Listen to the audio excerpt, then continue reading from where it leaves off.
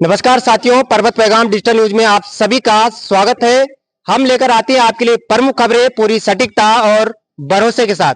इस वक्त हमारे साथ प्रताप नगर विधानसभा के विधायक आदरणीय श्री विक्रम नेगी जी हैं और उनसे हम बात करने का प्रयास करेंगे कि जो सभी की नजरें विधानसभा सत्र पे थी कि हमारे लिए कहीं ना कहीं जो योजनाएं लागू होगी या नई नई योजनाएं जो बिल पास होंगे, कई तरह की जो योजनाएं लोगों ने नजर बनाए रखी थी कि क्या विधानसभा सत्र चलने वाला है और सबकी जो निगाहें थी वो टिकी हुई थी विधानसभा सत्र पे। लेकिन हमारे साथ जो विधायक जी हैं उनसे बात करें। सर, सबसे पहले आपका बहुत बहुत स्वागत है।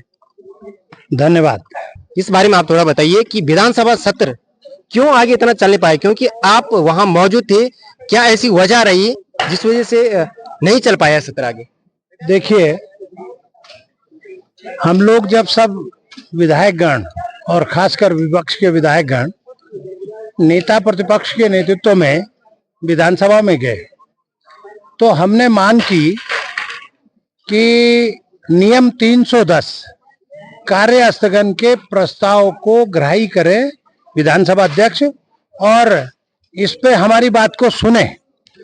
लेकिन सरकार के अड़ियल रवैये के कारण 310 में हमने कानून व्यवस्था, जब सबने पूरे उत्तराखंड के लोगों ने गोली चलाते देखा,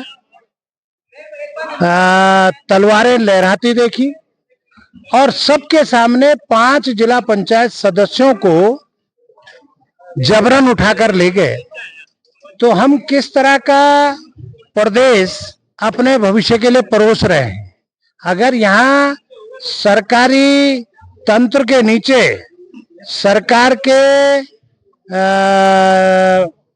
कहने पर गुंडागर्दी होगी तो गुंडे तो इस प्रदेश को नंगा नाच खिलाएंगे। और लोगों ने, उत्तराखंड की जनता ने संघर्ष और साधत के बाद इस प्रदेश को बनाया कि हमारा प्रदेश सुशिक्षित होगा, हमारा प्रदेश में रोजी और रोटी की व्यवस्था होगी, हमारे पढ़े लिखे नौजवान रोजगार और स्वरोजगार से जुड़ेंगे।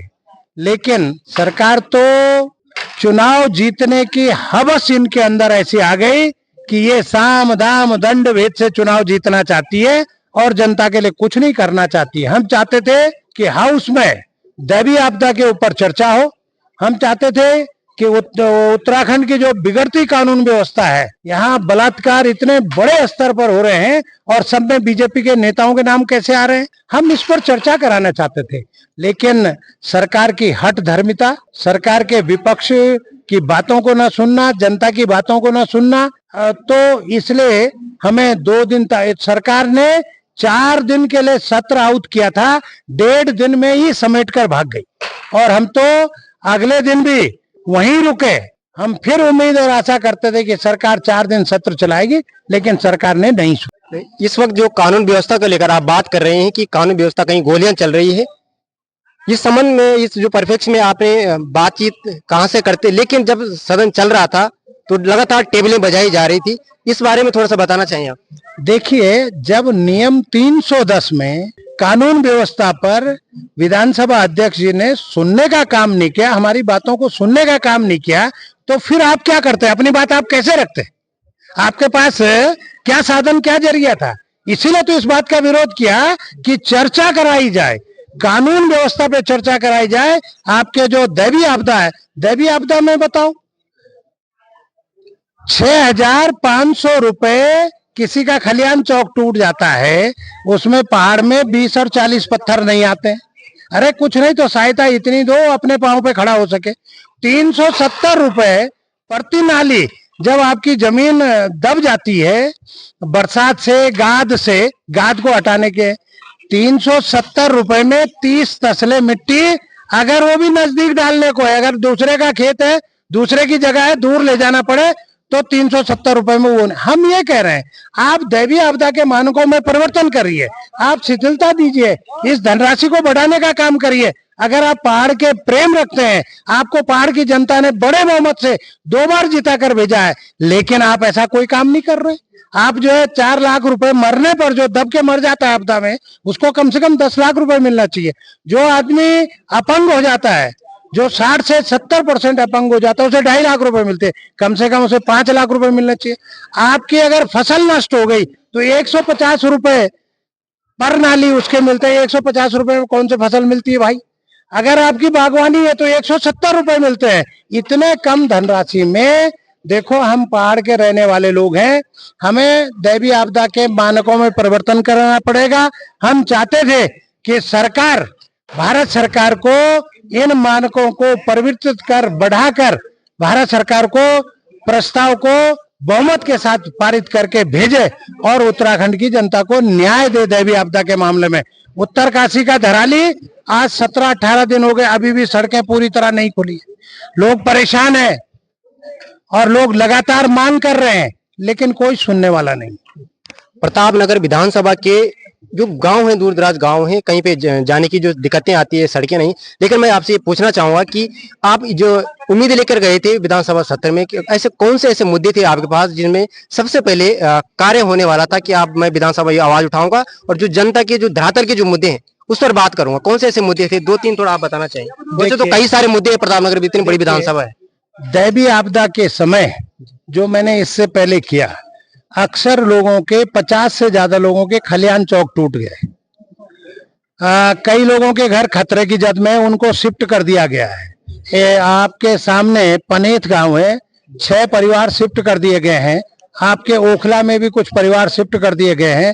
आपके ग्वाड़ में भी कुछ परिवार शिफ्ट कर दिए गए हैं। और भी कई जगह उनको जो अनुमन्य सहायता है वो इतनी कम है कि उससे पूर्ति होने वाली नहीं है। अगर हम पहाड़ के लोग हैं, पहाड़ के लोगों के दुख दर्द को कम करना चाहते हैं तो हमें दैवीय आपदा के मानकों में परिवर्तन करना पड़ेगा। इतनी सहायता राशि देनी पड़ेगी कि वो कम से कम अपने पांव में खड़ा हो सके। जो जमीन दब गई है, ये 370 रुपए में कभी खाली नहीं होते, परमानेंट बंजर हो जाती है। हमारे पास ये सारे मुद्दे, बेरोजगारी मुद्दा था, कानून व्यवस्था मुद्दा था, दैवीय आपदा मुद्दा था, और बहुत सारे ऐसे मामले हैं जो हमने नियमों के अंतर्गत 353, 299 इन सब में बना के रखे थे। लेकिन सरकार की हठ धर्मिता के कारण प्रचंड बहुमत की सरकार समझती है उत्तराखंड की जनता उनकी नौकर है, हर बार हमें जिताकर भेज देती है, और वो उत्तराखंड की जनता के सुध लेने वाली नहीं है, सुनने वाली नहीं है। ये पूछना चाहूंगा, जो यहाँ पे आज सम्मान समारोह रखा गया है और बच्चों को अच्छे से प्रोत्साहित किया गया है, इस स्तर पर क्या कहना चाहेंगे इसके बारे में? देखिए, मैं ये हर साल करीब करीब कोशिश करता हूं कि प्रत्येक हाई स्कूल और इंटर कॉलेज के लगभग 300, 350, 400 बच्चों को हर साल सम्मान करने का काम करता हूं। इसके पीछे मेरा उद्देश्य है कि इनका मैं मनोबल बढ़ाने का काम करूं। आज 22 नौजवान ओबीसी की वजह से एमबीबीएस का कोर्स कर रहे हैं। ये मेरे लिए फक्र की बात है, ये मेरे लिए प्रसन्नता की बात है। ये प्रतापनगर की जनता के लिए भी प्रसन्नता की बात है कि पहली बार का विधायक इस स्तर पर सोच सकता है।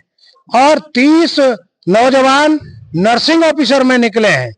आपके एलटी और लेक्चरर में भी बड़े स्तर पर प्रतापनगर के नौजवान निकले हैं।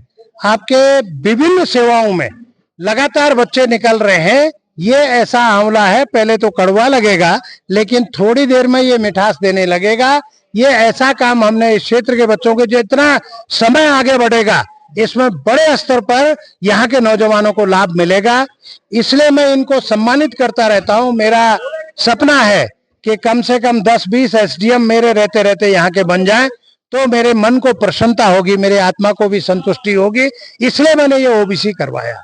उसके साथ ही मैंने पंचायत प्रतिनिधियों को सम्मानित करवाया कि उनको मौका अवसर जनता ने दिया है, और वो अब से उनका विकास का चरखा, उनकी परीक्षा का चरखा, अब तक तो धन्यवाद और ये सब था, अब ये चलना शुरू हो गया है। इसलिए वो अच्छा काम कर सके, घर गांव में योजनाएं ऐसे प्रस्तावित करें जो लोगों को रोजगार स्वरोजगार दे सके, जो लोगों की रोजी और रोटी में सहायक बन सके। और मैंने उनको आश्वासन दिया है कि यदि मेरे लायक कोई काम हो तो मैं उनके बड़े भाई के तौर पे लगातार उनके साथ रहूंगा। जो मदद मेरे स्तर से हो सकती है मैं करूंगा। लेकिन मैं चूंकि विपक्ष का विधायक हूं, अगर मेरी सरकार होती, मैंने 12 से 17 के बीच में, आप सूचना का अधिकार निकाल दीजिए, 50 विधायक ने इतना काम नहीं किया होगा जितने मैंने करके दिया और धरातल पे दिख रहा है। इसलिए मेरा प्रयास रहेगा कि मैं पंचायतों को भी अपने स्तर से क्या सपोर्ट दे सकता हूं, इसलिए मैंने उनसे जुड़ने का काम भी किया, उनको सम्मानित करने का काम भी किया। अभी तो एक सवाल और है, अभी तो पंचायत चुनाव खत्म हुए, अभी शपथ ग्रहण भी होने वाला है 1-2 दिन में, ग्राम प्रधानों का, जिला पंचायत सदस्यों का, क्षेत्र पंचायतों का। लेकिन एक और सवाल मेरा है जो जरूरी सवाल है 2027 को लेकर। जो वर्तमान सरकार है, आपने देखा कि किस तरह से गोलियां चल रही है और लगातार पक्ष विपक्ष आपस में झगड़ रहे हैं और इस मुद्दे को उठा रहे हैं कि वर्तमान सरकार इस वक्त जो है कानून व्यवस्था ऐसी हो गई है उत्तराखंड में, कहीं गोलियां चल रही है तो कहीं किडनैपिंग हो रही है, कहीं बलात्कार हो रहे हैं। 2027 को लेकर आप क्या कहेंगे? 2027 में विधानसभा चुनाव है। देखिए 2027 में बीजेपी को 10 साल होने जा रहे हैं, जो कि संभव नहीं था, लेकिन देश में वोट चोरी का भी आरोप और बिहार में तो प्रैक्टिकल करके दिखा दिया है। अब जनता इनको बर्दाश्त करने वाली नहीं है। जो परिस्थिति उत्तराखंड की है, बद से बदतर है। 9 हिमालय राज्य में बलात्कार में ये सबसे टॉप में है। 9 हिमालय राज्य, ये एनसीआरबी की रिपोर्ट है, नेशनल क्राइम ब्यूरो की रिपोर्ट है कि ये टॉप है। ऐसी स्थिति में जहां शांत प्रदेश, देवभूमि का प्रदेश, वहां इस तरह की घटनाएं, जहां ताले नहीं लगते थे, वहां इस तरह की घटनाएं सुनने को मिल रही है। अब 2027 में जनता इनको बर्दाश्त करने वाली नहीं है। कांग्रेस की सरकार बड़े बहुमत के साथ बनेगी। हमारे साथ अब तक बात कर रहे थे तेज तरार विधायक प्रतापनगर विधानसभा के श्री विक्रम सिंह नेगी जी। बहुत बहुत धन्यवाद। धन्यवाद धन्यवाद। पर्वत न्यूज देखने के लिए पर्वत पैगाम चैनल को सब्सक्राइब करें, पेज को फॉलो जरूर करें। बहुत बहुत शुक्रिया।